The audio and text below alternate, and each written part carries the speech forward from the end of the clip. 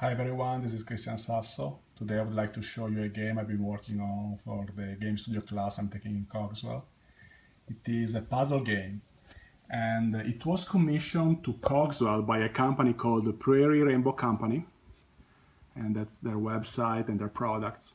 They make physical games made of wood, painted, different colors, different shapes, and they are sticks, plates, cubes, and so on. And they are games that are meant to teach children how to perform multiplications, additions, subtractions. And they decided to go digital, and they asked us to make a game that can run on touch interfaces on different devices, tablets, smartphones, and they have in mind iPads in particular, but really anything. And so the teacher asked us to design this game, and in the end my design was chosen, so the classes implemented that one.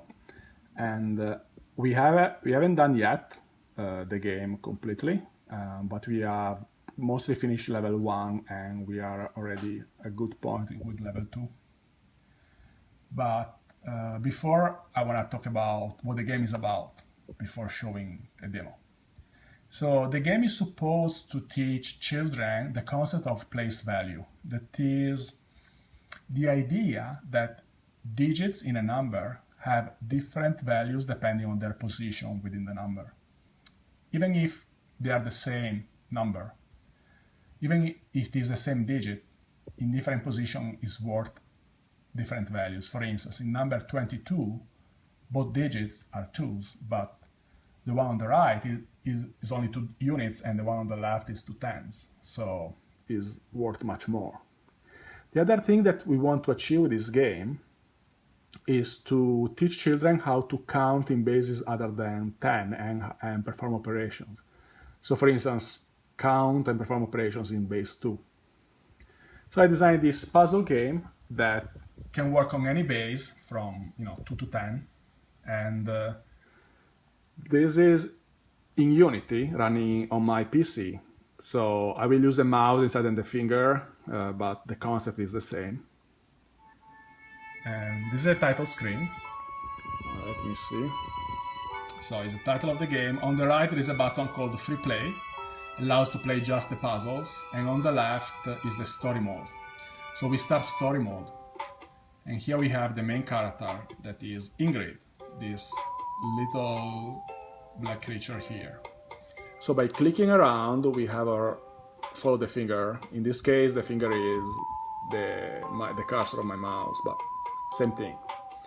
So we keep clicking to move forward, and until we get to Ingrid's friend. He has a problem because he has this puzzle to solve and he doesn't know how to, so he asks for her help. And this gives you an idea of what a puzzle is about. So there are blocks similar to the ones that Prairie Rainbow Company makes. And they are different shapes. For instance, this is a cube, big cube, 10 times 10 times 10. These are plates, 10 times 10. These are sticks of 10 units. And these are single units. And same on the right. So the idea is that each stack represents a digit in a number. So for instance, these 4 stacks are like the 4 digits in a number. And these ones on the right, they can also be 4, but it is less than 1000, so the 1000 on the right is not there. The idea is that we have to make the blocks that are on the left above and the blocks that are on the right above match in value. Then they will disappear, and so slowly we can clean up the level. And for instance, if we now push down this 10, because there are 2 plates that are 100 each left, they will go away. Yes, right. So what we can do now to clean up the level? Well, for instance, we can, the simple approach is probably to simply do this. And, oh, one more here, and here we go. And then we can, for instance, try to combine these ones into a 10. Okay. Then we can also go back. So this teaches the concept of carryover and borrowing. because like we can carry over 10 ones to be a 10, so we can borrow 1 10 to be 10 ones. So one is useful during additions, the other is useful during subtractions. And as you can see, this level, everything is multiple of 10, so 1000, 100, 10, and 1. So this level, the first one, is in base 10, because we think that base 10 is the one the students are used to, so we want to start them with something more familiar. But it supports also, for instance, binary. The second level is binary. And so we can eliminate these.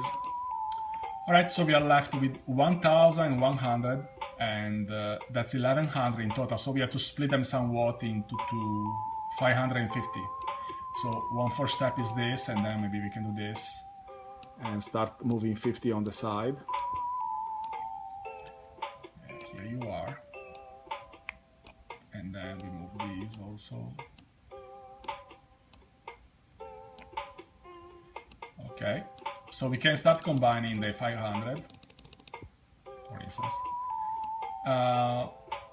The combination doesn't have to be the same pieces. So for instance, we can have 5 greens that are 10 each, so 50, and 4 greens that are 10 each, 40. And then we can have 10 ones. The sum is still 10. So they combine, because what matters is the value, not the way they look. And now we are past the first puzzle, so we can continue. Go toward the end of the first level, and we'll meet other puzzles on our way. So I'll show you also the second one. So while we get there, I want to point out that the first level was full of blocks right now, and the actual first level has very few blocks, because it's meant to teach children how to perform basic operations without getting them too confused with math. And the other thing is that normally when you play in more advanced levels, new blocks come on the stacks while you are playing. So you perform a move and then new blocks come. A bit like in Tetris, blocks keep coming down. Up to a certain limit, of course, then they stop. And these blocks are randomized so that they bring variety to the game. And the computer guarantees that they're always even, so they can always be split into 2 halves. And okay, this is the second level. We see that we have, for instance, 2000 on the left and 1000 block on the right, so we can combine them immediately. And then we can combine these and these, just to clean up the level initially. And then we can do this and clean, and then this again and clean. So notice that there is a simple way of cleaning up the levels, simply one by one, combining them and bringing them up. But the moment we go up with the levels, this simple approach that is allowed in the first levels doesn't work anymore, because there will be a maximum number of moves that students can perform. So they have to think in advance how to maybe also not just split, but also combine the blocks into bigger ones. Because to break them down into smaller blocks is the easy thing to do. Combining them, then you have to use a little more strategy, and you have a limited number of moves. So now we are allowed to pass through the bridge, and we go towards the third level, and the graphics changes. We enter night, and there will be a better, smoother transition in the future. So as you can see, this game is geared towards children, is not too difficult, has a cute character as the main character, and the adventure part of the game is there just to glue the puzzles. Like, we don't want to tell children that they are learning something, right? Otherwise they get scared and don't want to play anymore. So there is this forest, and then a castle and a desert. At the end of each level there is a big statue that is our friend that helps us get to the next level. Of course we have to solve a puzzle for her to let us go. But essentially this is how the game works. And I hope you enjoyed this presentation, this demo, and I look forward to show you some other time a more advanced version of this game with all the levels and all the graphics in place. Thank you very much for watching. Bye.